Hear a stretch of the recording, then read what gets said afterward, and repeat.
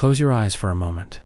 Think about the smartphone in your hand, that music player you used to carry everywhere, even the elegant font you're reading right now. None of this is just technology. It's design. It's personality. It's art. One man saw the personal computer not as a machine for calculating, but as a bicycle for the mind.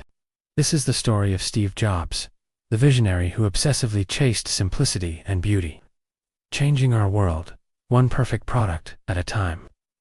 Born in 1955, Jobs' early life was anything but corporate. He famously dropped out of Reed College, but then did something strange. He stayed on campus to audit a calligraphy class. This seemingly useless detail, the study of beautiful typefaces, would become the visual soul of the Macintosh computer.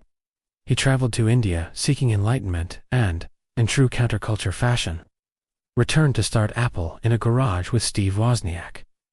Their mission wasn't about market share. It was about revolution.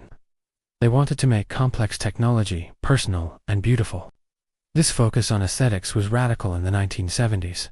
Jobs wasn't following business rules. He was living the mantra, think different. He believed that technology needed a touch of humanity, a splash of art.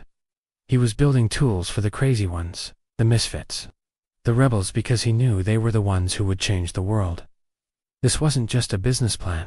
It was a philosophy. In 1984, the world met the Macintosh. It was the first personal computer with a friendly graphical user interface and a mouse.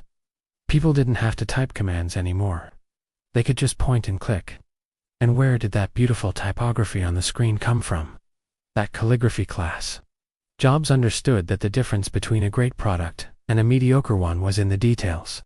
He even insisted that the internal circuit board had to look beautiful, a completely absurd demand for a consumer product nobody would ever see.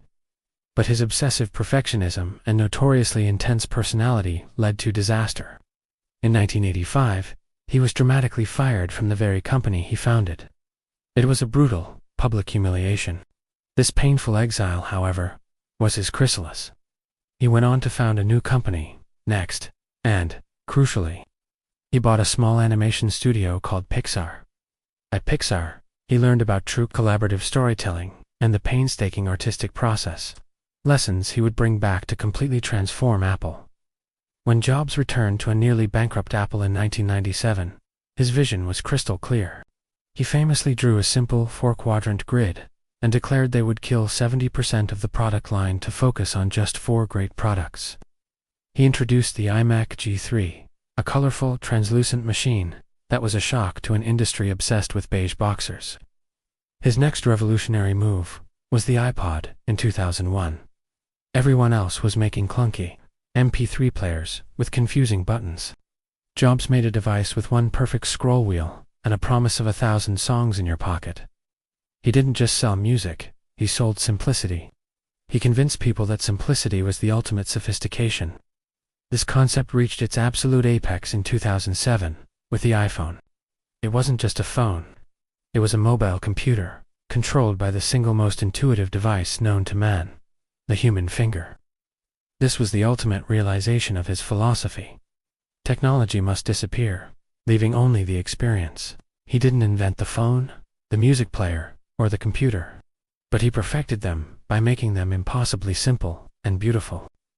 Steve Jobs taught us that technology is inherently sterile until it is touched by art. He believed that the people designing computers should understand poetry, psychology, and music. He showed that true innovation isn't always about being first. It's about being the best, most elegant realization of an idea. His legacy is this powerful fusion of engineering and the liberal arts, proving that the tools that shape our future must be designed with a deep, uncompromising empathy for the human spirit. What do you think about Steve Jobs' approach? Was he a genius, a tyrant, or both? Let me know in the comments below.